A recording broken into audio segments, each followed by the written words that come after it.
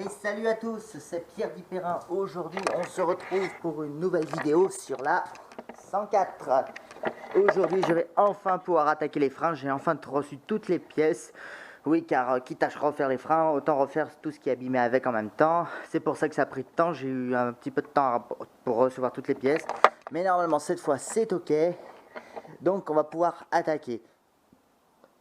Par contre, avant de commencer le tuto, j'ai juste un petit coup de gueule à faire quand même.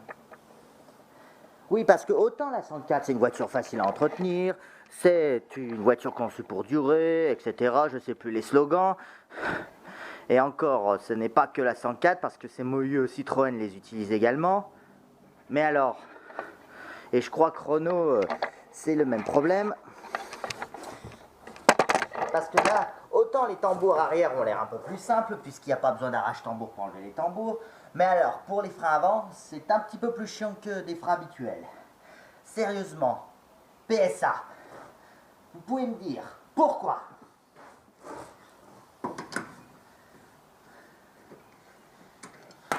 Pourquoi?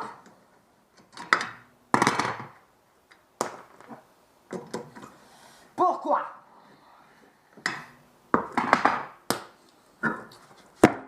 Pourquoi ce putain de disque est derrière le Moyeu? Sérieusement, pourquoi? Vous vous rendez compte que ça implique? Ils ont tout fait pour rendre la voiture simple, mais ils ont été gâchés une chose aussi simple. Autant moi, j'adore les jantes à 3 boulons, mais là, vous avez réussi à me le faire détester, là. Hein.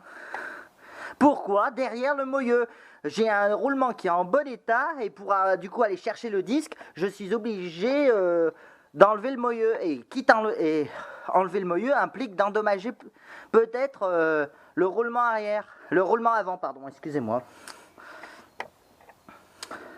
Donc là, franchement, je comprends pas. Hein. Il a fallu que les gens à 4 roues apparaissent pour se rendre compte que c'est mieux de les mettre devant. C'est quoi le délire? Là, il faut vraiment que... problème de conception, le seul problème de conception que je trouve débile sur cette voiture. Sur la RTA, il nous explique comment arracher le tambour. En grosso merdo, c'est à peu près la même chose que la 2 chevaux pour enlever le Moyeu. Mais là, ce qui est de plus chiant par rapport à la 2 chevaux, c'est que les ailes sont pas facilement démontables. Et moi, j'utilisais j'utilisais un marteau et un gros chasse-goupille pour enlever le Moyeu de la 2 chevaux. Et c'est souvent qu'on cassait le roulement avec. Enfin, en général, si le roulement se casse, c'est qu'il était HS. Mais bon... Là, le roulement est bon, donc j'espère ne pas avoir à changer les roulements. Enfin, en tout cas, ça, je ne l'ai pas prévu. Mais je vais essayer 2-3 petites méthodes. Je suis même pas sûr que ça va marcher. Mais, et puis, comme vous pouvez le voir, l'étrier est déjà démonté sur cette roue. Donc, moi, je vais d'abord faire cette roue complète, ce côté. Et je vous reprendrai de l'autre côté. Donc, je vais un peu m'entraîner parce que, comme je vous l'ai dit, les freins arrière ont l'air plus faciles sur la 104 que les tambours habituels. Mais alors les freins avant, c'est un peu plus chiant. Même rien qu'en démontant les étriers avant, c'était très chiant. Bon, alors je fais ce côté et je vous reprends un peu plus. Pour info, j'ai une RTA qui m'explique que pour enlever le Moyeu, il faut enlever la jambe de suspension pour pouvoir l'enlever à la presse. Mais il est précisé dans la revue technique, et ça, c'est un point aussi qui m'énerve, il est dit dans la revue technique qu'il est possible de démonter le Moyeu sur la voiture. Mais il est recommandé de démonter la jambe de suspension. Et je n'ai pas envie de démonter la jambe de suspension. Donc si je peux essayer de le faire sans, ça serait pas mal.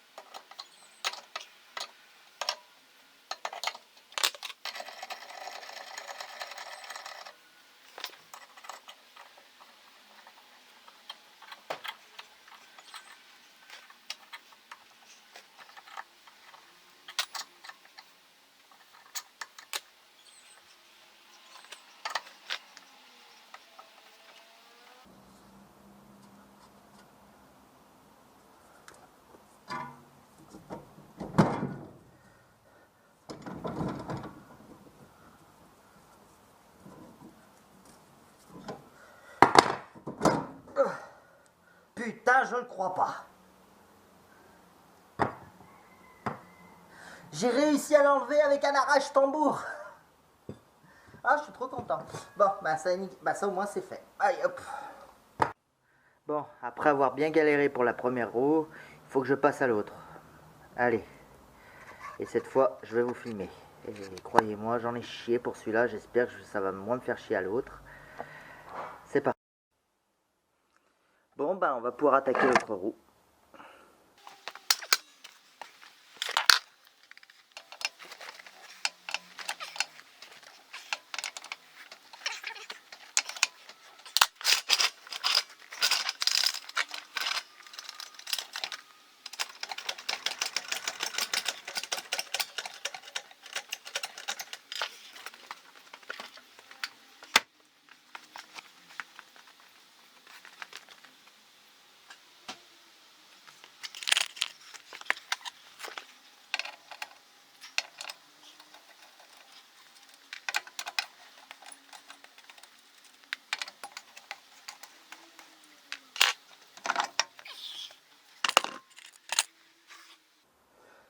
Bon, nous allons déjà démonter l'étrier de frein.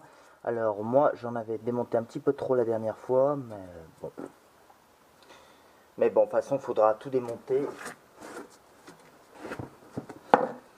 Alors déjà, il faut enlever deux petites goupilles qui sont, je sais pas, sur la RTA, elles sont censées être devant ces goupilles, mais là, elles sont derrière, donc bon. Parce qu'en fait, ça tient par deux cales glissantes, l'étrier. Voilà, avec des goupilles pour éviter que les cales se barrent.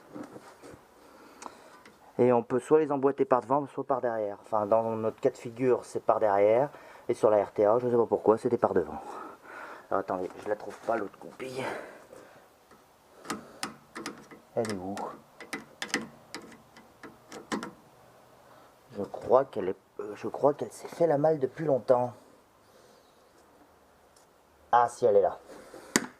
Elle est là, c'est juste que la plaque a bien bougé, du coup elle est bien plaquée. Voilà, elle est là, accessible maintenant. Ah, excusez-moi. Voilà, voilà, des petites goupilles comme ça.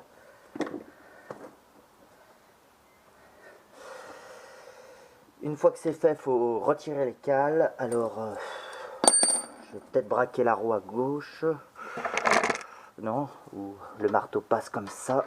Ouais, si, je vais braquer la roue.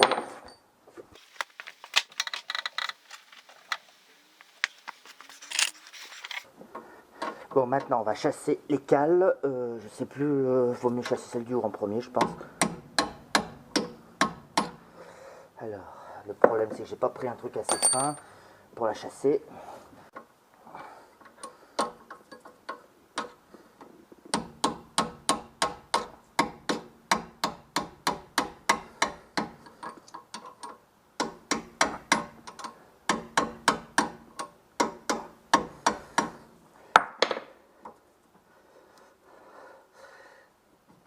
Voilà.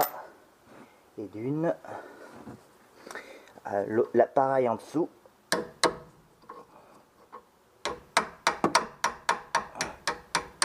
Voilà.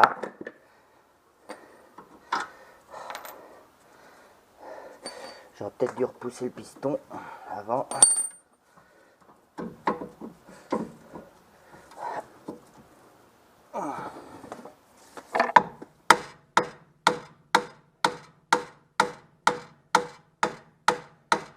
Même si ce frein n'était pas, même si cet étrier n'était pas grippé, contrairement à l'autre côté, il est quand même dans un sale état. Allez hop. Parfait. Ah ben, en tout cas, les araignées s'y sont données à cœur joie. Et bon, l'étrier dans un sale état. Par contre, j'ai oublié de prendre quelque chose pour accrocher l'étrier. Oui, parce que je vais... De toute façon, je vais aussi changer la durite, parce qu'elle commence à craquer méchamment. Et bon, les plaquettes, évidemment. Alors, attendez, je vais juste chercher de quoi attacher. Bon, moi, je suis électricien, du coup, j'attache avec un bout de fil électrique.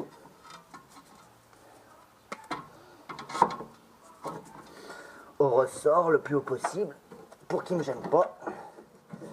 Là, il y a de la merde, il y a de la boue qui tombe. Faut dire que cette voiture a vécu à la campagne. Bon, alors dans cette vidéo, je vous montrerai juste les freins, vu que c'est juste la vidéo des freins. Mais de l'autre côté, j'ai eu à changer le soufflet de cardan. Celui-là est encore en bon état, mais bon, vu que ce soufflet est sûrement d'époque, il va sûrement craquer dès les premiers tours de roue. Donc, je vous ferai une vidéo exprès sur le soufflet le jour où merde, où il crèvera, et il crèvera sûrement un jour, hein. Je ne saurais pas vous dire quand, mais bon, il se crèvera sûrement un jour. Par contre, le soufflet intérieur commence à crever, lui. Bon, on verra ça plus tard. Parce que celui-là, ouais, il est encore en bon état, hein. Mais bon, il va pas le rester longtemps. Je pense que quelques kilomètres, il finira par crever. Bon, alors maintenant, je vais enlever les plaquettes. Les plaquettes, putain, ils sont bien collés au disque. Allez, hop. Voilà.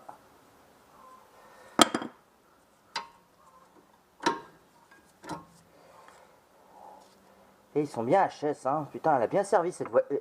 Les freins ont bien été sollicités sur cette voiture, hein. Bon, malheureusement, je vais devoir enlever le support de l'étrier. Pourquoi? Parce que je veux changer le disque, et pour aller chercher le disque, il faut enlever le moyeu, comme je l'ai dit. Et pour enlever le moyeu, il faut enlever le support de l'étrier parce qu'il est en plein vent. Ouais, parce que ouais, vous avez vu le jeu qu'il y a entre le support de l'étrier et le disque, donc je suis obligé de le déposer. J'ai pas le choix. Ça fait chier, mais j'ai pas le choix. Par contre, c'est très chiant. Pour défaire les supports à étrier, c'est du 6 pans de 10 dos. Bon, moi j'ai que cette taille avec les 6 pans, mais à mon avis, j'aurai sûrement pas assez de coupe pour desserrer ça comme ça. Ouais. Va falloir un levier pour avoir un peu plus de coupe. Voilà, parce que c'est des vis qui tiennent au frein filet. Voilà, l'une est décoincée à l'autre.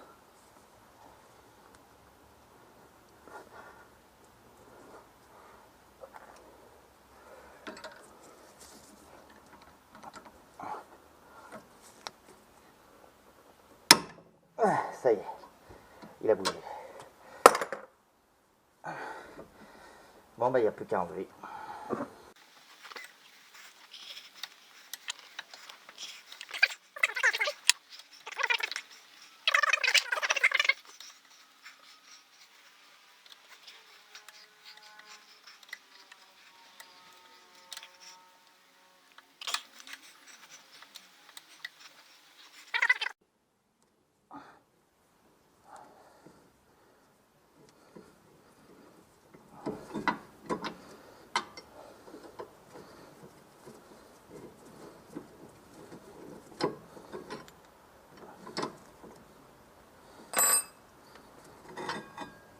Voilà, le support de l'étrier est enlevé. Un bon coup de nettoyage et c'est reparti quand.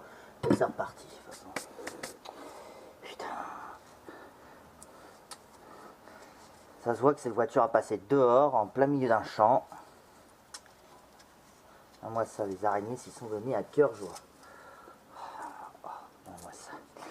Bon, faut dire que l'autre côté, là j'ai au moins, je préfère ça que la graisse, parce que comme le soufflet était crevé de l'autre côté, il y avait de la graisse de partout. Donc c'est à la fois un avantage et un inconvénient.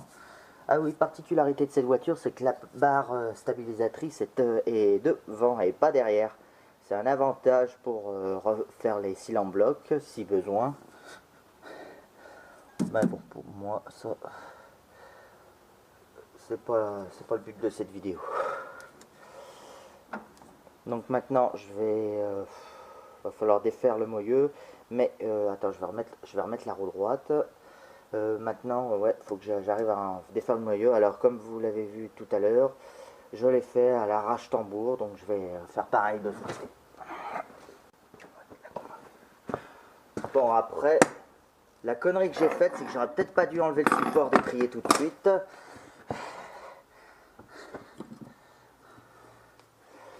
Parce que il me sert parce que l'autre côté, il m'a servi j'ai dû le remettre pour m'aider à bloquer la roue.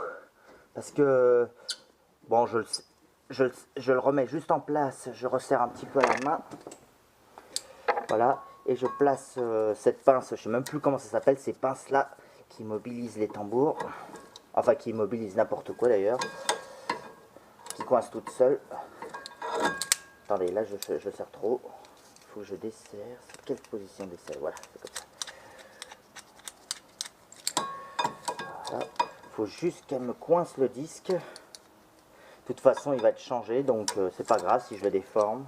C'est pour ça que j'enlève le moyeu, c'est pour changer le disque. Alors, il est peut-être pas HS, mais bon, il a rouillé, donc qui dit rouillé risque de voilure. Alors. Voilà. Voilà. Alors, je vais mettre la caméra là, vous irez peut-être.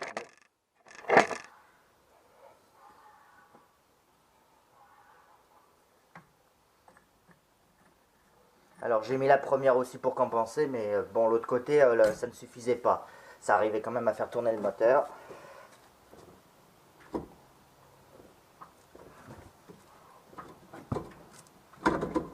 Et là, même ça ne suffit pas. En même temps, j'avais mis de la graisse. Alors l'écrou était dans le même état de l'autre côté, hein, je tiens à le préciser. Bon, c'est pas du dégrippant, c'est juste de la graisse. Mais bon, ça l'a très bien fait hier sur l'autre côté.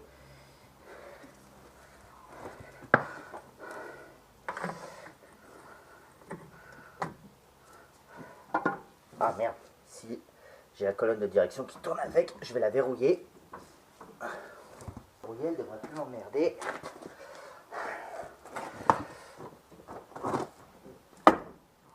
Ça y est, ça bouge. Ça bouge, ça y est, voilà.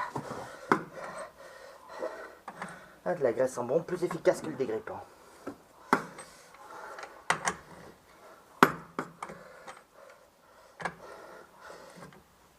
Allez hop.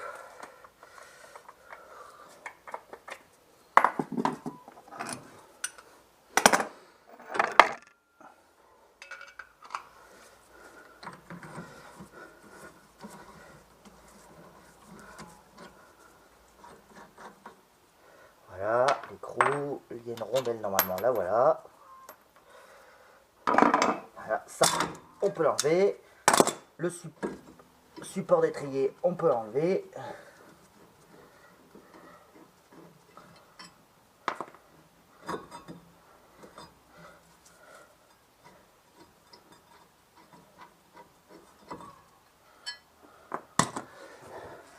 Je remets la roue droite.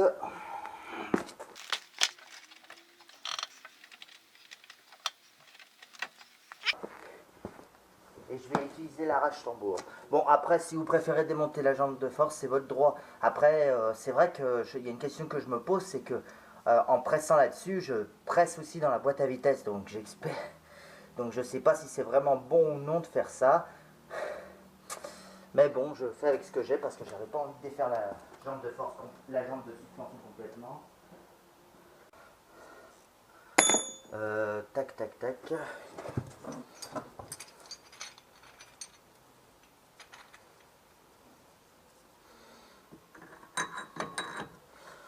Donc avec l'arrache-tambour, je vais enlever le moyeu.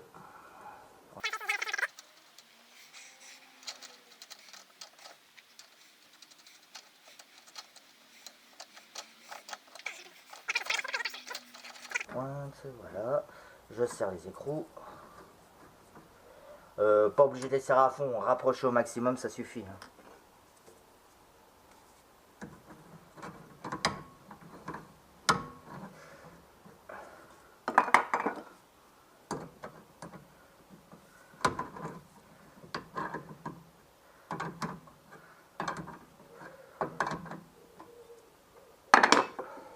Voilà. Allez, c'est parti. La tige, là voilà. Donc là, c'est pour l'instant, c'est le cardan qui ressort.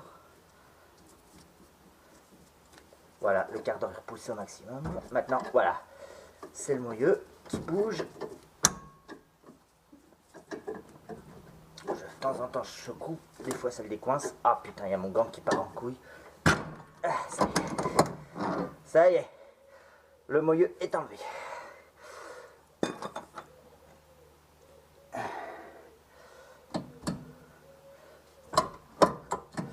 Ouais, j'appuie sur le cardan en faisant comme ça, hein, quand même.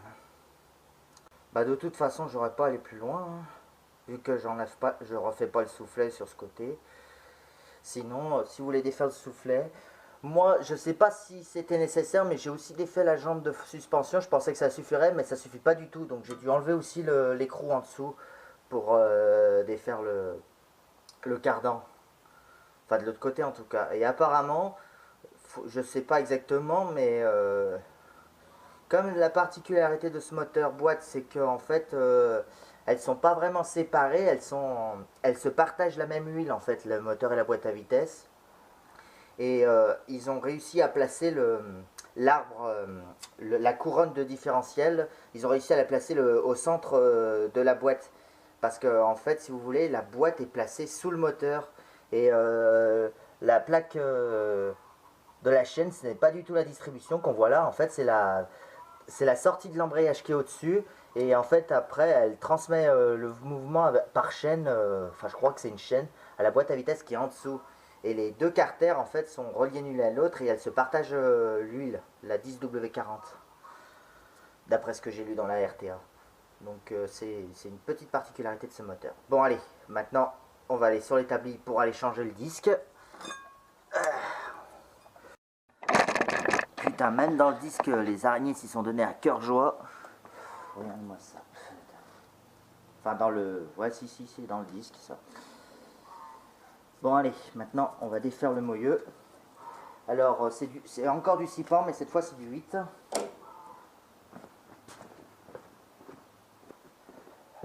Alors, de toute façon, toi, je m'en fous, tu vas te changer. On s'en fout si tu serres à fond. Putain, elles ont réussi à se loger là-dedans. Ouais.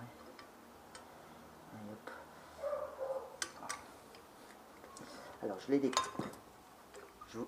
J'ai demandé de les décoincer, j'ai pas demandé de te barrer.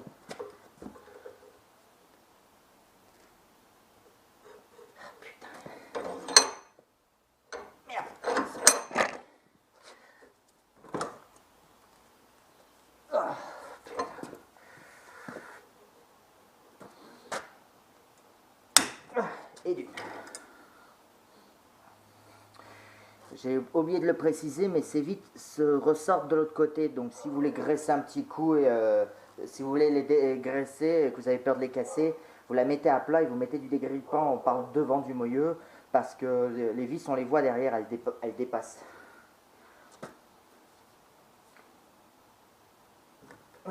Et de deux, plus qu'une. Elle est coincée.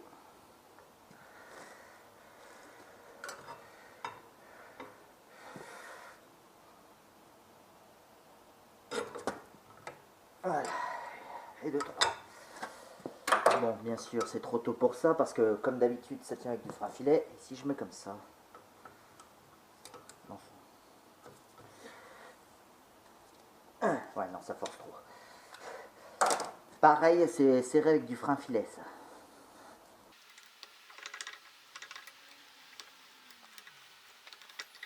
Franchement, c'était si compliqué de faire un disque à peine plus large qui passe par-dessus le moyeu, parce qu'en plus, c'est des disques à 3 trous. Donc, le creux un peu plus large pour que ça rentre direct dans les trucs à 3 boulons. Au moins, on est sûr que la jante tient le disque correctement, comme le font les voitures d'aujourd'hui d'ailleurs.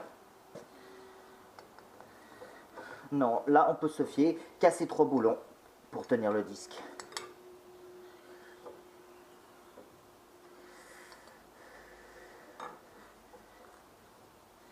Il va falloir attendre les jantes à 4 boulons pour avoir un disque facile à démonter. Bon, tu me diras, l'étrier n'était pas facile non plus. Enfin, il est particulier, mais... Après, il faut savoir le truc, mais là, le mécanisme se voit pas tout de suite. Si t'as pas la RTA, si on t'explique pas, hein, c'est pas évident à savoir. Là, on voit déjà, vu qu'il reste qu'une vis, le moyeu commence à bouger.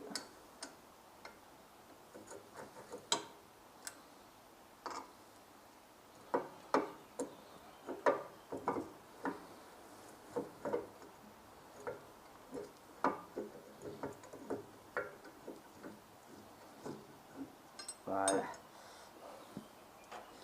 C'est bon, on a récupéré le moyeu. Un bon nettoyage.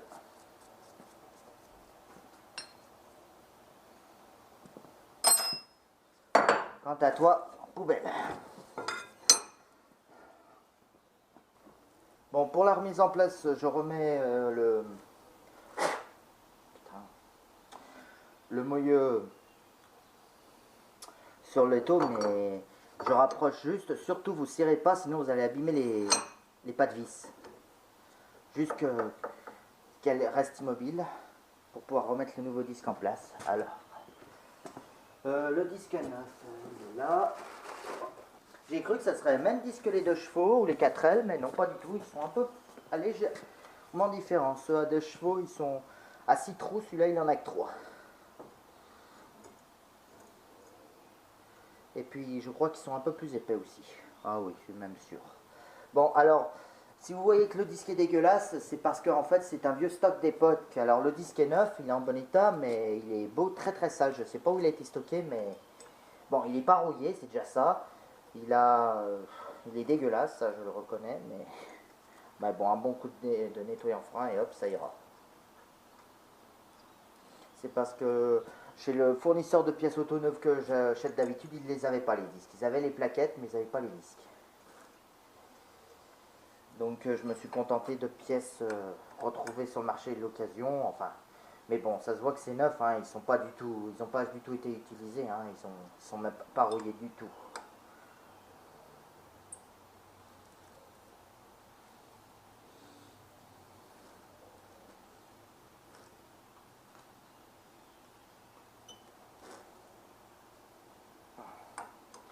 Voilà, je rapproche les 3 vis au maximum.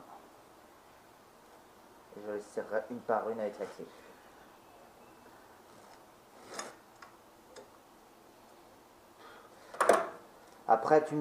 Après, mettez peut-être du frein filet. Moi, pour l'instant, j'essaye de ne pas en mettre. On verra si ça bouge. J'ai pas nettoyé les pas de vis. Il y a encore l'ancien. Donc, je ne sais pas si ça suffira. Parce que j'en ai pas du frein filet. J'ai complètement zappé d'en acheter. Alors, j'assume. Alors, certes, c'est pas comme c'est une voiture que je garde pas. Ça fait chier. Mais bon.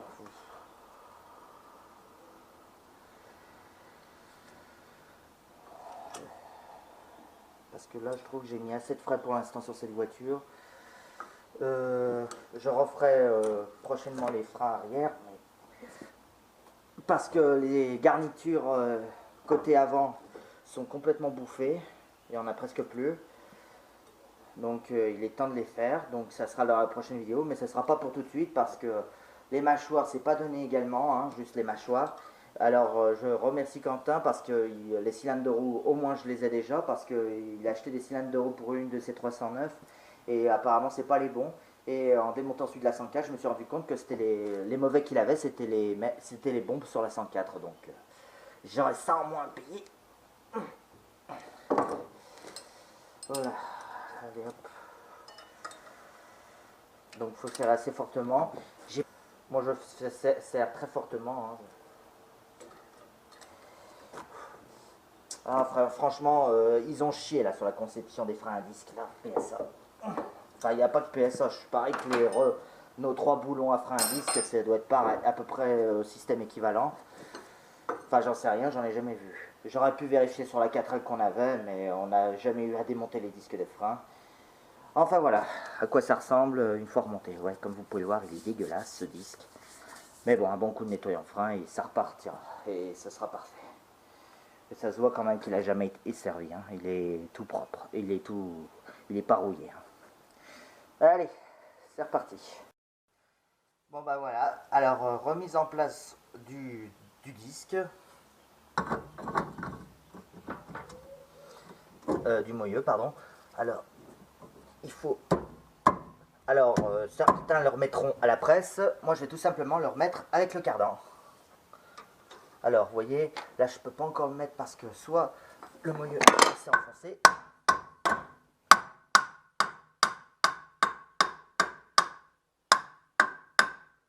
Voilà. Il rentre tout seul. Hein. Plus facile à le remettre qu'à l'enlever. Hein. Après aussi, j'ai mis de la graisse pour que ça rentre mieux. Voilà, on peut refaire. Après, si jamais il n'est pas serré à fond, quand vous allez serrer votre cardan, de toute façon, il va se remettre en place tout seul. Donc, voilà.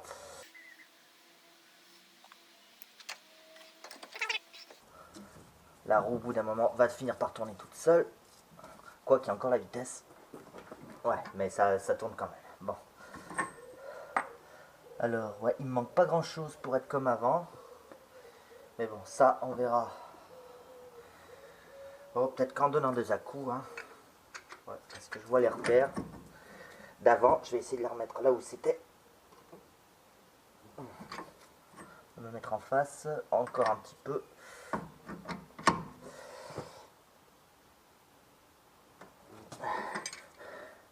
Moi, je vous partage comment je fais ma mécanique, hein. Je sais que certains d'entre vous vont encore m'insulter, mais bon, c'est ma méthode, je l'assume. Après, là, c'est vrai que j'aurais dû faire preuve vu que c'est une voiture que je veux pas garder, mais bon, parti comme c'est parti, je suis pas sûr, je suis même pas sûr de pouvoir la revendre si je trouve encore 2-3 conneries, parce que même hier j'en ai retrouvé encore une, mais bon. Allez hop, on verra ça à l'avenir. Ça vous fait au moins du contenu. Ouais. Prochaine étape, le roulement et frein arrière à changer. Et après, je pense que je la passerai au contrôle technique. Même si je sais qu'il y a aussi le silencieux à changer parce qu'il est troué. Je ne sais pas si c'est contre-visite ça, mais... Enfin voilà. Bon, je vais juste réaplatir les immobiliseurs là. C'est pas évident. Par contre, je vais enlever la vitesse. Maintenant que l'écrou est en place, j'ai plus besoin de la vitesse.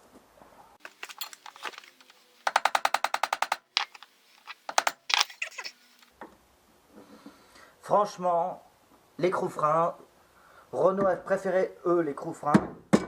C'est quand même plus pratique que cette connerie là. Qui nous font changer l'écrou à chaque fois qu'on a besoin d'y accéder. Donc raison de plus, hein, de dire que c'est un système de merde. Pour changer un disque. Bon, vous me direz, on change pas de disque tous les jours, mais quand même. Voilà. Ça, c'est réglé. Bon, bah maintenant, on va pouvoir changer l'étrier et le machin. Je vais d'abord remettre le support en place. Je vais remettre la roue à gauche et la caméra dans l'autre sens. De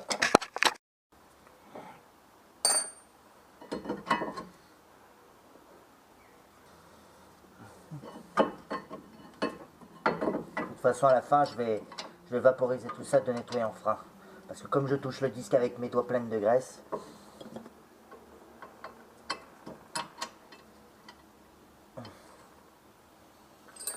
voilà, on serre, on rapproche au maximum et on verra après pour serrer. Une fois qu'on connaît le truc, ça va encore, hein, le système de frein. Hein.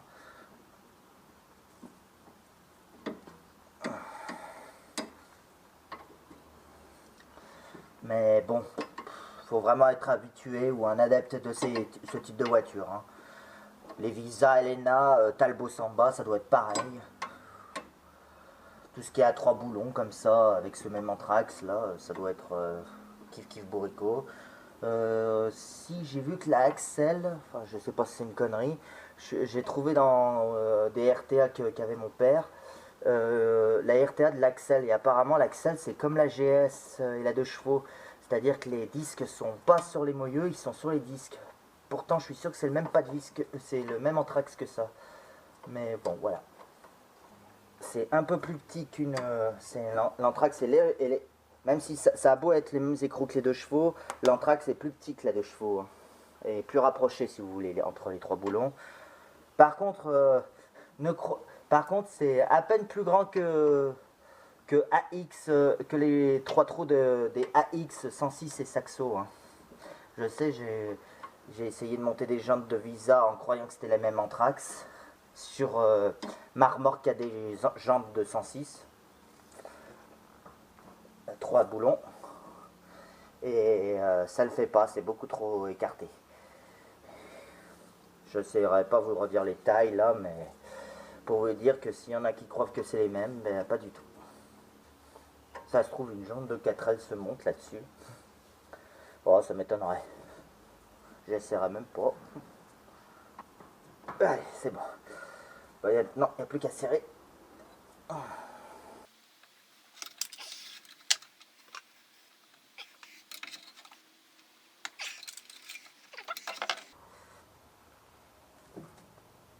Allez, c'est bon, ça ira.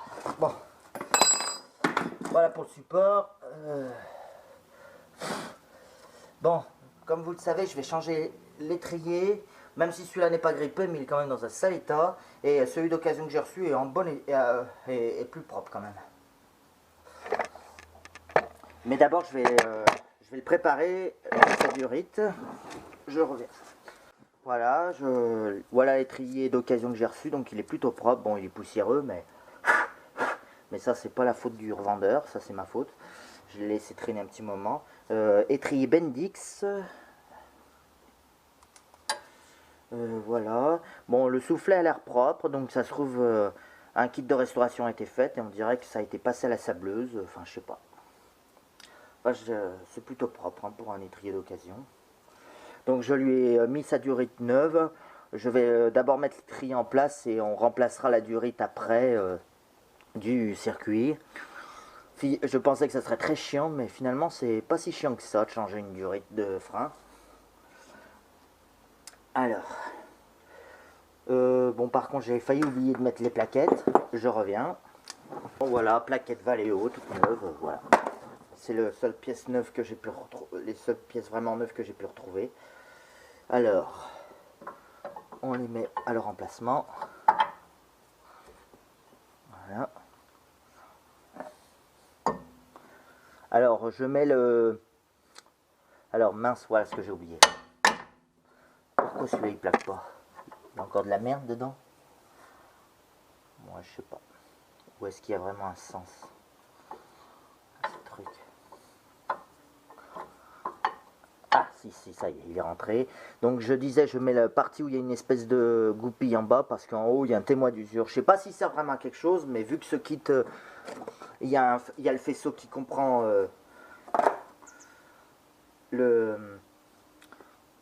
un truc de témoin d'usure, on va le brancher quand même. Mais il n'y a pas de voyant tableau de bord. Faudrait que je regarde si ça allume quelque chose d'ailleurs, ce témoin d'usure. Ouais, j'ai un truc qui a jamais servi. Donc il est plein de merde. Voilà, bon après c'est le même système que la Renault 11. Hein. Le témoin d'usure, on remet son témoin du côté qui nous arrange. Voilà. On met la plaquette en place et on la branche. Mais bon, avant de la brancher, je veux tout de même tester, voir si ça allume quelque chose. Je reviens.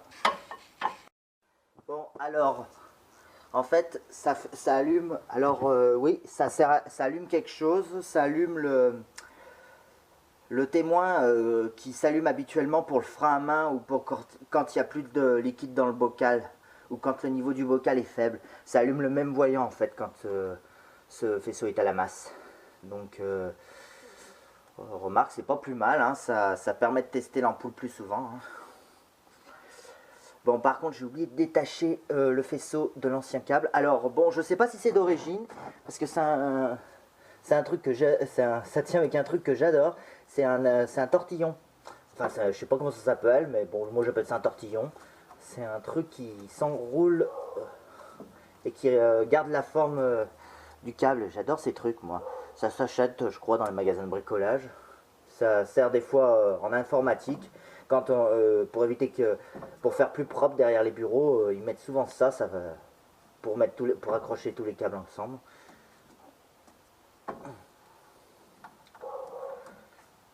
Ah putain, l'autre en bas veut pas se défaire. Voilà. Bon, par contre, j'ai fait une connerie de l'autre côté. Il va falloir peut-être que je redéfasse.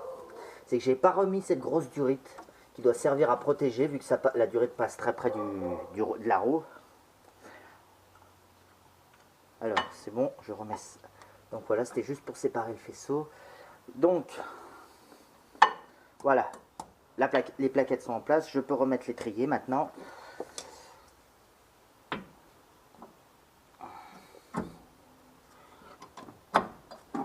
Je sais pas si je l'ai remis correctement.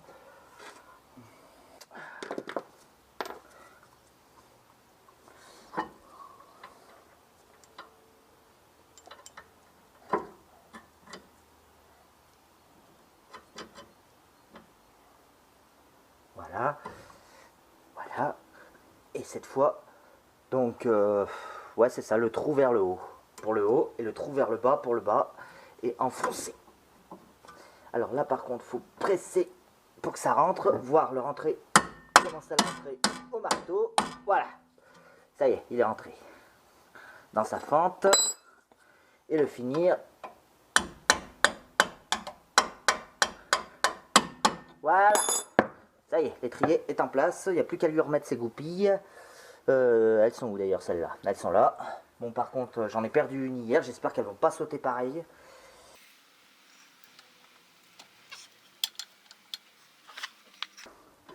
Bon par contre bien sûr comme le circuit n'est pas sous pression, j'ai la plaquette intérieure qui bouge à donf. L'extérieur ça va. Bon la première c'est bien mise, maintenant à la deuxième. Ah excusez-moi, vous ne le voyez pas les goupilles. Je vous le montrerai. Je vais vous montrer. En fait les goupilles elles se placent à l'arrière des supports des cales là. Voilà. Bon par contre voilà. L'étrier doit bouger de gauche à droite. En fait il y a déjà des cales préformées de ce côté. Et la goupille est censée éviter que la cale se barre. La cale que je viens de mettre. Vous voyez, l'étrier doit bouger avec le temps de gauche à droite. Par contre, vous voyez, c'est pas le système de maintenant, hein, c'est vraiment rustique. Bon, enfin bon. Bon ben, il n'y a plus qu'à placer la durite de frein. Alors là, je vais mettre un peu de graisse parce que c'est une merde à enlever, surtout quand c'est rouillé. Alors, c'est pas la durite autant qui m'a fait chier hier, c'est surtout la cale qui tient la durite dans la carrosserie. Alors, ouais, parce que là, bien sûr, elle ne veut toujours pas venir du premier coup toute seule. Si j'arrive à la choper dans la fente.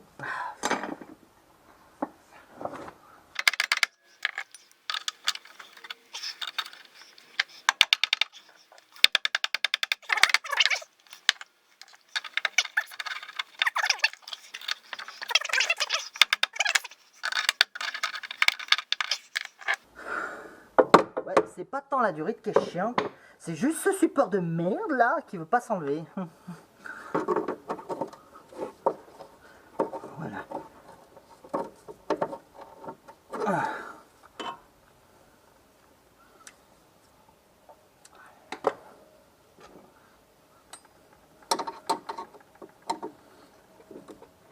Ça y est, j'arrive à passer le tournevis, je sais pas si vous voyez, mais la cale qui s'écarte.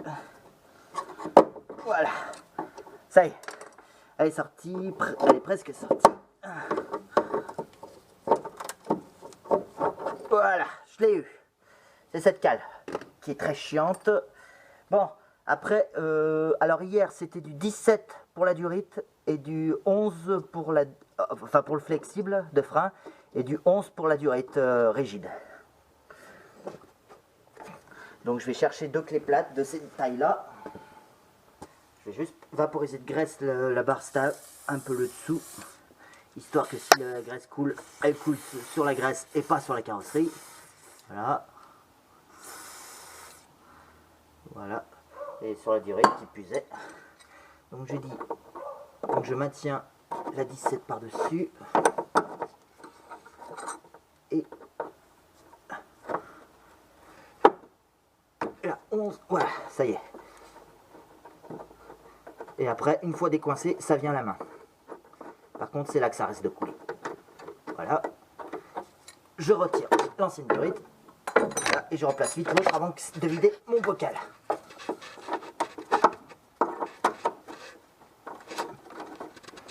Voilà, je revisse ça. Voilà. Et vite, je resserre pour plus que ça coule.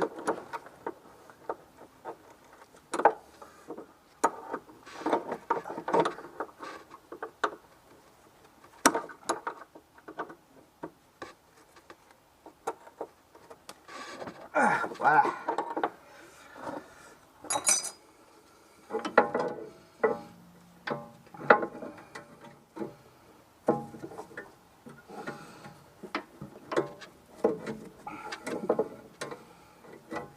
Alors attention, vu que l'étrier est frein, ça peut couler aussi de l'ancien étrier.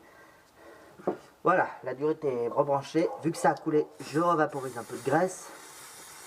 En espérant que ça chasse le liquide de la durite qui a dû couler dessus. Bon, ça va. Voilà. Voilà. Bon, il paraît court, mais c'est la bonne taille. Hein. Pourtant, hein, c'est la même. Hein. Alors, faut remettre maintenant la cale. Voilà, qui maintient la durite en place. Alors, bon, que je donne pas de coup de marteau.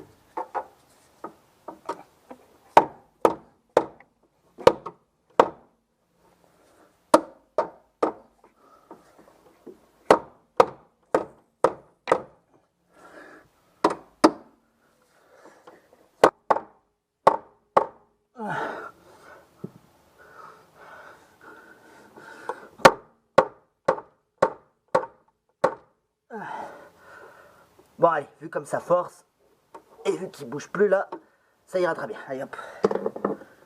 Je vais prendre ces trucs pour réattacher le faisceau du témoin d'usure. Donc en fait, je m'en doutais un peu que ça marcherait comme ça, mais bon, je n'étais pas sûr à 100%.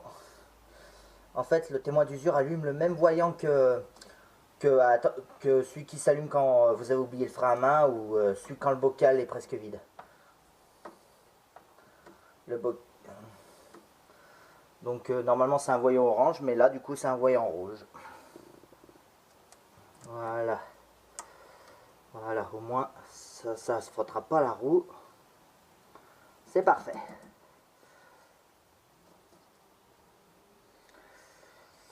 Bon bah voilà, il n'y a plus qu'à remonter la roue maintenant. Ah non, j'allais oublier un petit coup de nettoyant frein sur le disque. Ah si, je vais remettre le circuit sous pression aussi. Parce que le piston doit sortir vachement pour être sous pression. Donc surtout, attention à toujours bien remettre le réseau sous pression. Je sais pas si vous avez... Je vais vous rapprocher la lampe. Donc dans le trou, ce qui va se passer quand je vais mettre sous pression, vous allez le voir. Moi, je le verrai pas. Ou alors, je le verrai qu'au montage. Bon, après vous me direz, tu n'as pas purgé les freins, je sais, parce que j'ai personne pour le faire. Mais de toute façon, je vais changer le liquide pour le machin. Et j'ai oublié un petit quelque chose, c'est de remplir l'étrier. Alors, je vais juste remplir l'étrier, il ne sera pas purgé. Mais je vais juste faire en sorte qu'il se remplisse. Alors, par contre, ça, c'est du 8. Ouais. J'ai oublié de remplir l'étrier. Enfin, le remplir. C'est un bien grand mot, remplir. Il va se remplir tout seul. Je vais juste desserrer la vis de purge. Même si je ne vais pas purger parce que je suis tout seul et que j'ai pas ce qu'il faut pour le faire tout seul. Allez. Putain de bouchon. Ah, voilà, je l'ai eu. Voilà. Un peu de graisse pour si le liquide, quand le liquide va sortir. Donc je le laisse ouvert jusqu'à ce que, pour que ça crée une dépression et que l'étrier se remplisse. Dès que ça commence à couler, je referme. Dans l'autre côté, ça n'a pas duré longtemps. J'espère que là non plus. C'est l'avantage quand les purgeurs sont sur le haut. Mais bon, je crois qu'ils sont tous sur le haut, sinon pour chasser l'air, ça va être pas... Voilà, ça y est, ça coule. Ça coule, donc je referme. Ça veut dire que l'étrier s'est rempli. Ça, par contre, ça ne veut pas dire que c'est purgé. Là, parce que pour purger, il faut mettre le circuit sur pression, donc il faut jouer avec la pédale. Mais au moins, je sais que l'étrier est rempli de liquide. Voilà. Bon, maintenant, je vais jouer avec la pédale.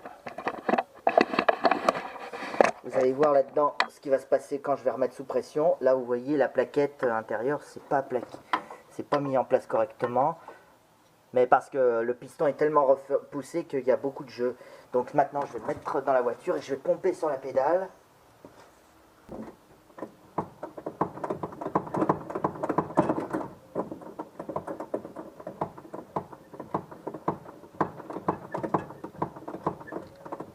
Ça commence à forcer. Voilà, là ça commence à forcer, c'est que le piston doit être mis, a dû sortir assez. Alors je regarde juste si la plaquette est bien plaquée. Ah oui, on voit bien le piston maintenant. On voit bien le piston. Donc, bon, ça frotte un peu. J'espère que c'est pas excessif. Au cas où, je vais quand même mettre de la graisse là, dans les cales. Au-dessus et en dessous. Voilà, surtout pas en mettre sur les freins.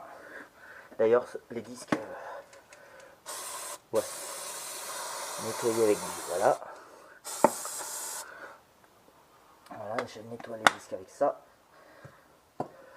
Bon, je vais faire un dernier petit test. Bon, alors ça, c'est moi qui, il n'y a que moi qui fais ça. C'est juste pour voir si ça freine. On va mettre le véhicule en route. Alors, pour faire ça, ayez des freins à main en bon état ou calez bien les roues arrière. Parce que moi, je fais ça parce que je suis tout seul, mais sinon, d'ordinaire, je demande à quelqu'un de m'aider à le tenir. Mais vu que j'ai personne pour appuyer sur la pédale pendant que je vérifie si ça freine ou pas. Voilà, et de toute façon, le véhicule ne roulera pas déjà tant qu'elle n'ira pas au contrôle technique, mais je vais juste pouvoir faire un essai dans la cour. Alors.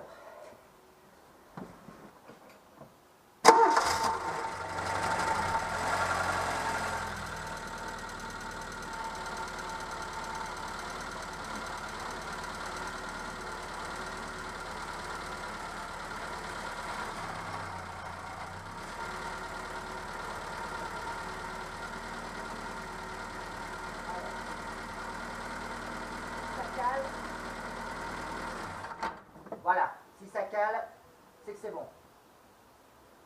Si ça... Voilà, maintenant j'enlève la vitesse. Voilà, j'ai fait exprès de faire caler le moteur en appuyant sur le frein avec une vitesse. Et là, ça tourne toujours, c'est parfait. Ça force, mais ça tourne. Bon, donc c'est bon, c'est pas grippé. Bon, j'ai fait exprès de la faire caler juste... En fait, ce que j'ai fait, c'est que j'ai mis la première, je l'ai laissé tourner. Et en gros, j'ai forcé le moteur à caler en appuyant sur le frein. Donc ça freine et ça cale. Donc c'est parfait, ça marche. Bon, bah maintenant je peux remonter la roue.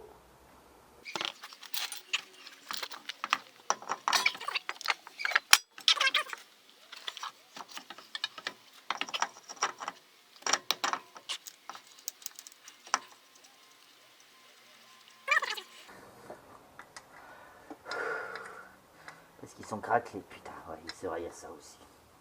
Bon allez, les freins arrière et les pneus, et je pense que cette voiture, je la présenterai au contrôle technique au moins avec ça, parce que le silencieux percé, ça fait pas non plus un bruit. Donc si j'ai juste une remarque, tant mieux. Si j'ai pour ça, tant mieux.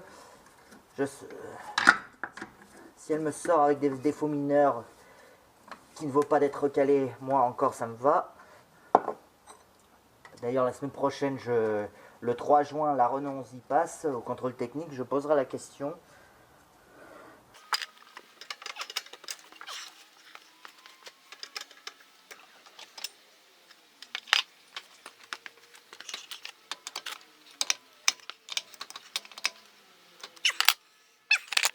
Je vais me préparer, je vais sortir la voiture et je vais faire des essais dehors. Allez, à tout.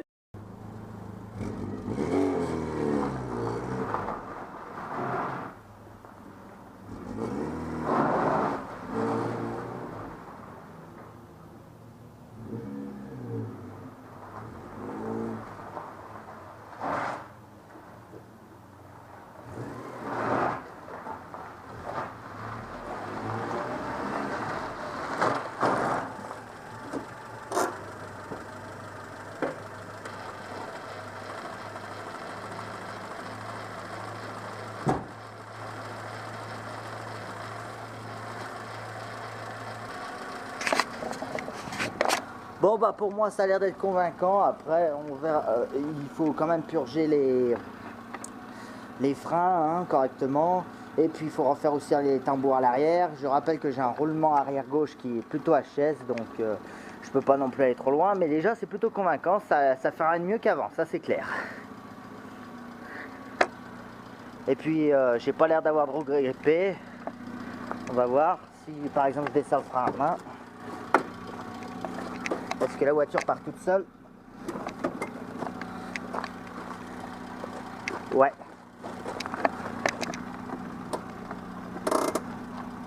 Ouais, bah, de toute façon les freins à main et HS aussi, hein, donc les freins ne sont pas grippés, c'est parfait. Bon écoutez, je vais conclure cette vidéo là-dessus, hein. Donc à suivre pour la 104, ça m'étonnerait que prochainement ce sera le 104 là sujet, parce que j'ai mis à peu près tout ce que je lui ai consacré à ce mois-ci en frais.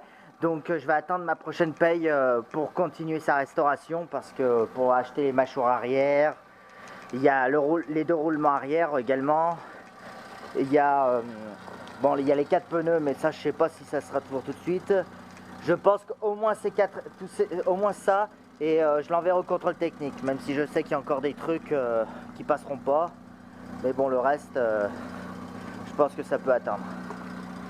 Alors ça y est, je sais pas si vous avez vu mon post sur YouTube, je lui ai changé ses feux arrière, je lui ai retrouvé son éclairage de plaque, hein, un éclairage de Ford Escort. Vous voyez que c'est les mêmes, c'est juste la couleur qui change, mais en fait c'est l'usure qui change surtout. Je lui ai changé l'essuie-glace arrière. Bon, j'en ai trouvé un soi-disant un pour 104, je l'attends. En attendant, j'ai mis les mêmes qu'à l'avant. Bon, s'il est un peu déformé, c'est parce que j'en ai chié à le rentrer et à le faire tenir. Je lui ai remis des contours de porte arrière. Par contre, ça force, ça donfle ces trucs. Mais bon, tant que les portes ferment, c'est bon. Allez. Allez, merci. A plus. Si la vidéo vous a plu, mettez-moi votre plus gros pouce bleu, un commentaire pour me donner vos avis, ça peut peut-être aider. N'hésitez pas à vous abonner si vous ne voulez pas rater mes prochaines vidéos et d'activer la clochette bien entendu. Vous pouvez toujours me suivre sur Facebook et Instagram, sur le pseudo Pierre Dipérin. Et je vous dis à bientôt pour de prochaines vidéos. Merci, à plus.